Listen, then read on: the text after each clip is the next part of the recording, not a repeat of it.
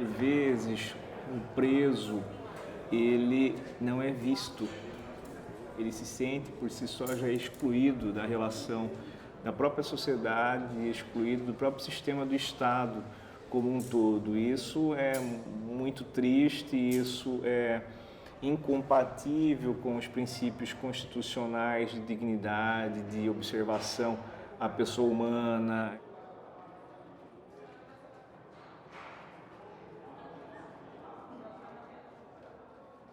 Nós, da área criminal, nós podemos dividir. Aí antes da custódia e depois da custódia. É uma nova realidade. Nós, magistrados criminais, nós só víamos o preso, nós só tínhamos esse contato 120 dias depois, 90 dias depois que o preso foi efetivamente levado para o sistema. Essa era a nossa realidade antes da custódia. E o Conselho Nacional de Justiça, que vem a gerenciar, editar também resoluções de controle administrativo e fiscalização do próprio Judiciário Nacional. Então, o Conselho Nacional de Justiça editou essa resolução 213 de 2015, recomendando que os juízes do Brasil, em 24 horas, realizem audiência de custódia.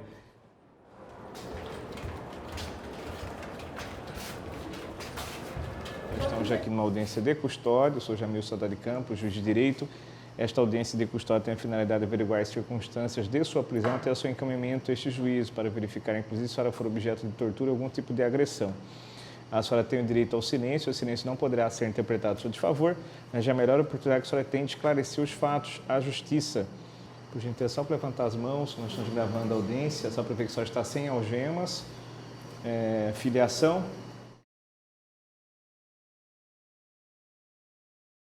A senhora tem filhos dependentes? Tenho um. Qual a idade? 4. 4 anos. A senhora conversou previamente com o seu advogado hoje? Conversei. Conversou, está aqui na audiência. A senhora toma algum medicamento controlado? Não. Tem alguma doença grave? Tem dependência de álcool ou alguma outra substância entorpecente? Não. Eu olho com muito respeito à pessoa do preso, das vítimas, em relação ao caráter humano, e o direito sistêmico dá bastante fundamento para que a gente olhe com bastante respeito às dores humanas, à situação de invisibilidade por ver essas pessoas encarceradas se encontram, não são nem vistos. Papel é uma coisa sem vida.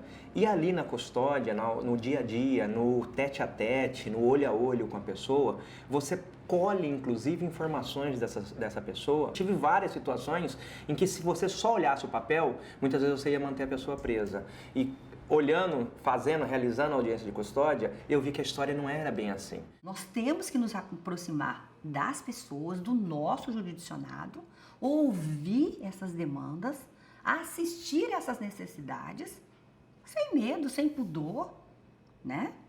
Às vezes é difícil, é muito difícil você chegar na custódia e ver. Chega o drogado, chega o cara que apanhou da polícia, chega todo rasgado. É fácil? Claro que não. Sim, mas essa é a nossa tarefa.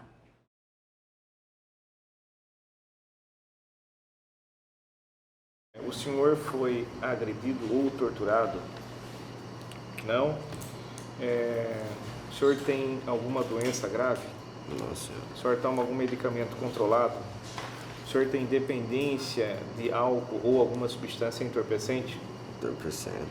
Qual entorpecente? Cocaína. Cocaína? Desde quando o senhor faz uso da cocaína? Eu tenho 3 meses cocaína em base. 3 meses? Uhum. É isso? Antes o senhor fazia uso de alguma outra substância?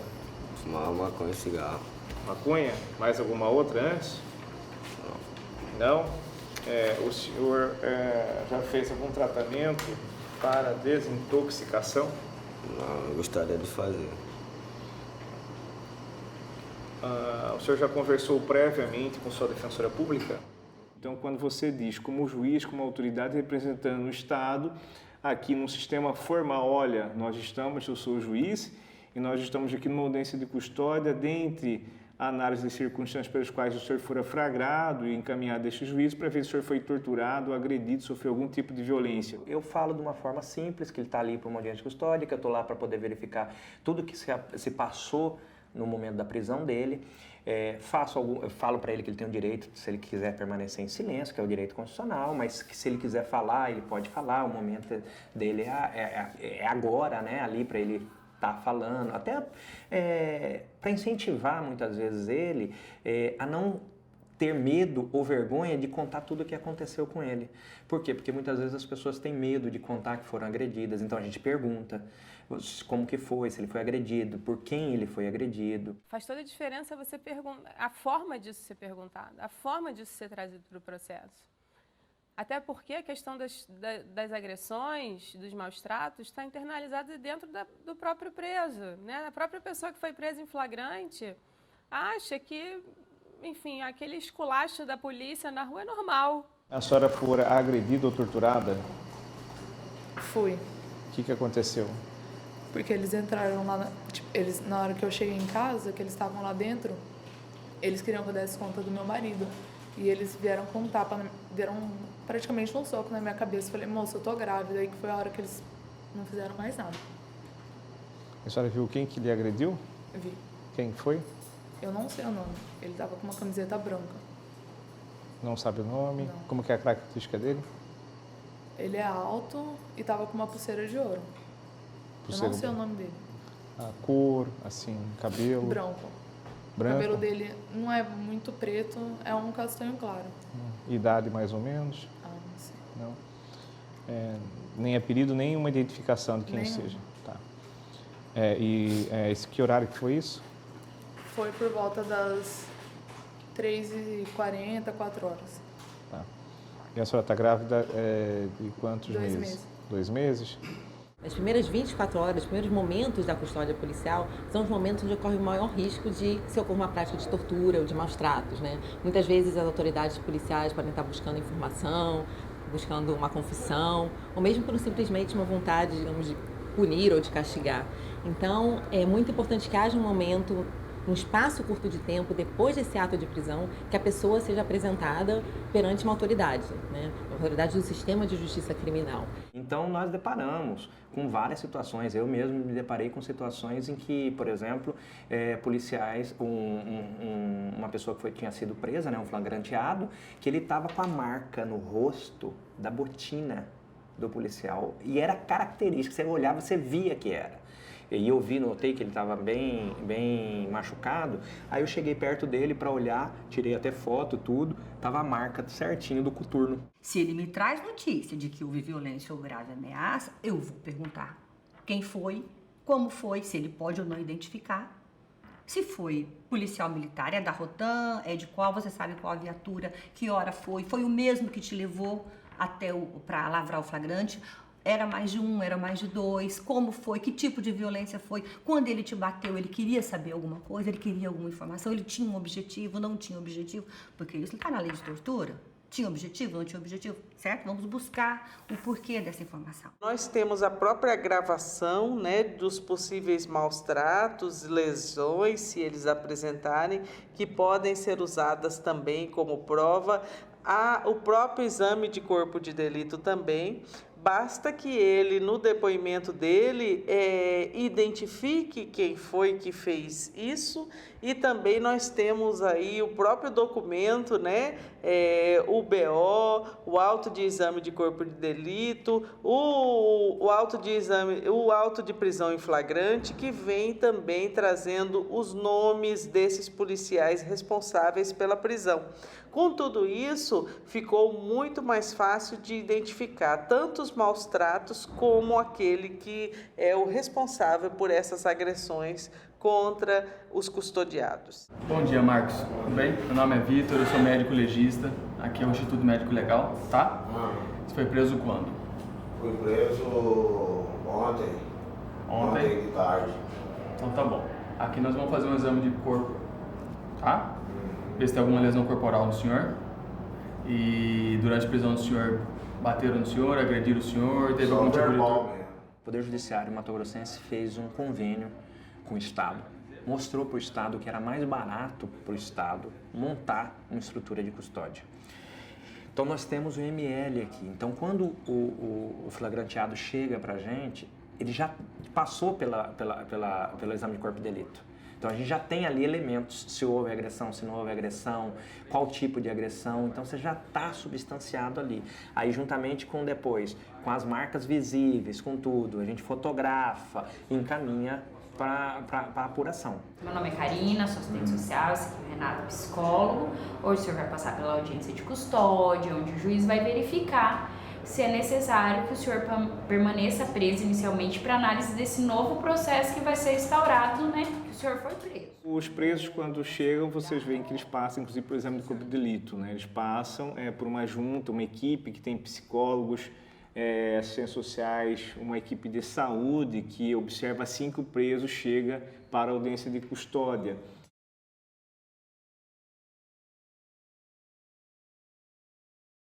O crime de tortura, ele tem os seus elementos peculiares que lhe dão um contorno de maior gravidade. Por quê? A vítima é constrangida, a vítima é humilhada. Então, no primeiro momento, ela quer se afastar do ato que gerou aquele drama. Portanto, ela se torna muito vulnerável. Então, o que nós vemos na prática é que muitas das vítimas de tortura, primeiro, não comunicam esses fatos às autoridades oficiais. Há um número grande de subnotificação, ou seja, ocorre a tortura e a vítima não procura os órgãos competentes. É sabido que existem inúmeras maneiras que a tortura pode ocorrer sem que fique nenhuma marca, né? Afogamento, ou, por exemplo, colocar um saco plástico na cabeça da pessoa quando ela é presa para, por exemplo, tentar obter algum tipo de confissão, ou simplesmente tapas ou outro tipo de agressão que não vai ficar nenhuma marca. Hoje, da forma que tudo é feito, ainda muito precária, essas torturas que às vezes são até as mais graves e que deixam as consequências mais duradouras, né, mais do que a própria dor física, a dor psicológica, a gente não vê isso sendo endereçado ainda da forma adequada. No momento que você foi detido, você sofreu algum tipo de lesão, de ameaça? Só ameaça, só dos policiais quando pegou lá em casa. Mano. Só ameaça? O que falaram? Falaram que ia arma, que ia matar, que ia dar sacolada, sumir com nós, foi um monte de coisa. Isso é importante, a pergunta da defensora pública, o senhor mencionou, eu perguntei se o senhor foi objeto de agressão, ela perguntou, o senhor disse isso, o que aconteceu? Eu só ameaçou apanhar, não chegou de apanhar não. Não chegou de apanhar, só ameaçou que o senhor iria sofrer violência. Sim, senhor. Foi uma pressão psicológica. O senhor sabe quem fez isso? Eu não sei o nome dos policiais, foi isso. O policial da Civil que pegou nós. Policial da Civil? Mas não sei o nome deles, não. Foi um só policial ou mais de um? Todos estavam falando, os outros guris apanhou, eu que não apanhei, eu acho que... Como? Os outros guris chegou de apanhar, só eu que não cheguei de apanhar mesmo. Os outros apanharam, o senhor não apanhou, mas quais policiais, o senhor sabe se todos participaram, um só, como é que foi? A maioria estava ameaçando, mas que bateu nos caras foi os outros que estavam lá. A maioria deles ameaçando que ia bater em você. Porque e os outros já apanharam. Sendo que nós nem roubou com arma, nós não tem nem arma. Mais uma pergunta, doutora? Não, sei mais. Aparecer ao final, né?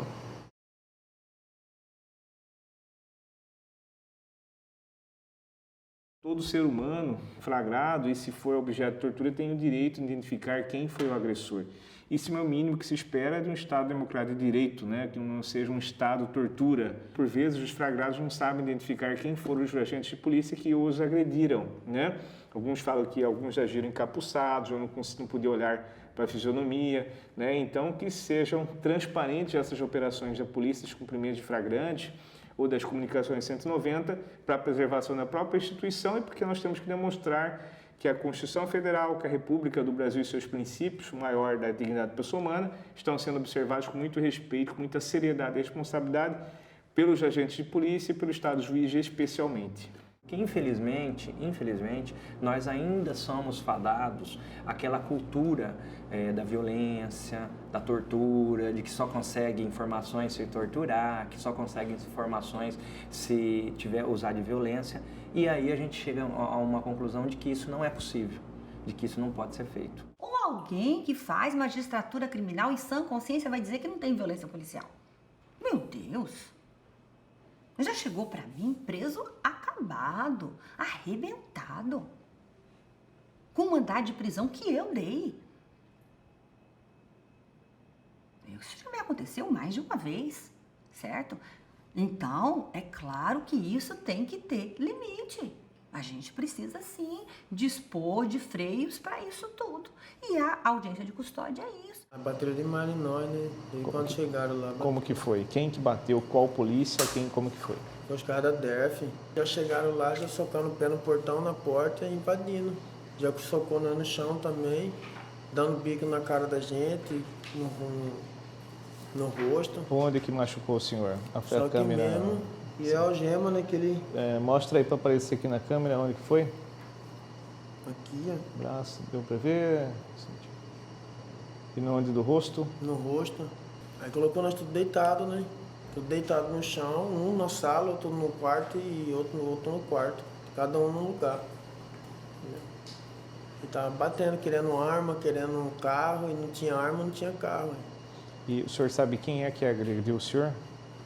Foi os policial mesmo que estava na operação, né? O senhor sabe o nome deles? Não. Qual a característica física? Não. O senhor não lembra? Ninguém. Nada justifica a tortura. Nós temos que observar que o preso, quando traz essa informação, nós temos que dar credibilidade a ela. Isso não é parâmetro para prisão ou não do preso, é uma outra situação. E se nós pensamos que deve se combater a tortura, que sejamos sérios em relação a isso, que seja rigoroso e que os agentes de polícia saibam que esse tipo de conduta não será tolerado pelo Estado e o Brasil precisa caminhar de maneira mais civilizada, né? Se é negativo com uma ficha funcional extensa, que responda por isso, mas não que se pratique outro crime para mandar um criminoso que também praticou crime para a cadeia, torturando, abusando em relação à sua integridade. Me parece que essa compreensão que nós temos que ter é a evolução da própria sociedade nessa compreensão.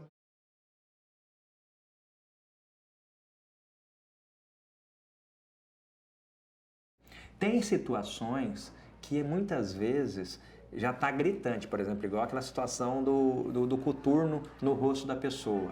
Naquela situação ali, por exemplo, e pelos elementos que eu colhi na audiência, até de pessoas que estavam presentes, esse policial militar, ele perseguia sempre essas pessoas. Aí o que eu fiz? Cautelarmente, no poder de cautela, eu já determinei o afastamento do policial militar desse local de trabalho, determinando que ele trabalhasse ou internamente ou que fosse trocado de pelotão, ou seja, para sair daquela área em que ele trabalhava. Muitas vezes já determinei direto a abertura de inquérito policial, já requisitei a abertura imediata, com os elementos que tinha. Ou nós fazemos a conduta correta, ou nós fazemos a conduta errada. Nós não podemos compactuar com o que está errado. E violência policial é errado. Enquanto nós não tivermos clareza de qual é a nossa posição, nós não vamos fazer uma magistratura limpa. E eu mando tomar todas as medidas. Ministério Público, cópia para o Ministério Público, que é quem deve ser o autor da ação, para a Corregedoria da Polícia Civil e para a Corregedoria da Polícia Militar. Dentro da minha decisão, vai para todas as autoridades. As audiências custódias nos levaram a um momento significativo de procedimentos, especialmente envolvendo a atividade policial no curso da prisão de indivíduos, e houve um exponencial e significativo aumento desses procedimentos que nós, quando recebemos, remetemos ou para a Corregedoria da Polícia Militar ou para a Corregedoria da Polícia Civil para a apuração devida da conduta dos seus agentes. Analisando os autos de flagrante e informações trazidas nesta audiência e as peculiaridades do caso, primeiro determino que seja encaminhada cópia do áudio sobre a eventual ocorrência de violência por parte da Polícia Civil quando do cumprimento relacionado ao presente flagrante, conforme informações trazidas pela hora flagrada.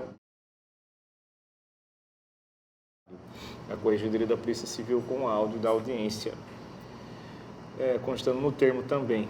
O policial hoje ele sabe que a sua ação ou omissão na condução de determinado prisão em flagrante será questionada, será analisada e será debatida, a começar pela audiência de custódia. E o Ministério Público repudia qualquer forma de maus tratos ou tortura, porque entende que um cidadão que já está detido e tolhido na sua liberdade, seja porque praticou o crime, seja porque está envolvido numa circunstância criminosa, ele merece toda a dignidade que a Constituição da República determina. A gente sente hoje que eles têm mais cuidado, né? Eles sentem hoje que o preso vai chegar aqui, vai estar espancado e nós vamos ver. O médico legista vai ver, ele vai trazer a notícia, então isso tem sido um freio para essas atitudes violentas. O grande anseio, né, de toda a sociedade é viver num país onde não haja esse tipo onde o Estado não haja dessa forma cruel e desumana para com os custodiados, porque existe, né, um Estado democrático e de direito que prevê exatamente qual é a pena que ele pode cumprir, o que ele vai responder por conta do delito supostamente praticado, mas evidentemente que o Estado de forma alguma pode agir com essa violência ou agressividade para com eles. Quanto ao flagrante delito, entendo pela homologação do mesmo, eis que isto em consonância com o ordenamento jurídico.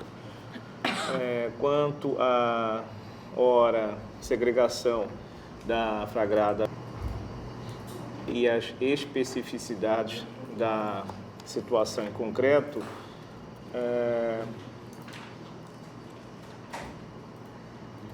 entendo pela concessão de liberdade provisória à mesma, devendo a mesma não se ausentar da comarca por mais de 8 dias, comunicando o juízo quando da distribuição ao juízo competente, sem autorização prévia do respectivo juízo, e defira a juntada dos exames que demonstram que a mesma está grávida. Encerrado o termo.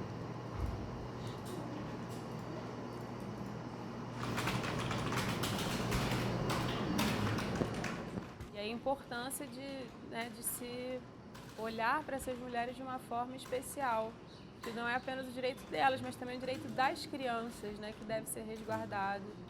A custódia nesse ponto está sendo muito positiva para a gente conseguir dar a elas mais do que apenas a defesa criminal, mas enxergar aquela mulher presa e no seu contexto familiar, enfim, com as suas peculiaridades. Diminuiu o índice de entrada ao sistema carcerário das pessoas que não precisam estar dentro do sistema carcerário. E acho que é chave colocar que a pessoa possa ter esse contato com o sistema de justiça e que o juiz possa indagar a respeito de toda a situação daquela pessoa, entender em qual contexto e como aquela pessoa chegou ali até aquele momento da prisão. Então essa humanização, esse olhar agora que o juiz pode dar diferenciado da pessoa e não mais ao papel, acho que tem impacto também na forma do judiciário trabalhar.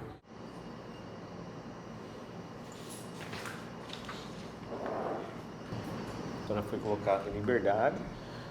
A senhora não poderá viajar sem a prévia autorização do juiz para a qual vai ser distribuído o seu processo. A senhora está gestante, é nova, tem toda uma vida pela frente. Que em liberdade a senhora faça uma reflexão que a senhora poderia inclusive estar segregada, né? E a senhora é grávida, das consequências para a sua própria vida, para a sua construção, para a sua busca de uma vida melhor, e especialmente para quem logo virá, que será onde a senhora está grávida, né? Então, que faça uma reflexão profunda sobre isso, tá bom? Felicidades, boa tarde para a senhora.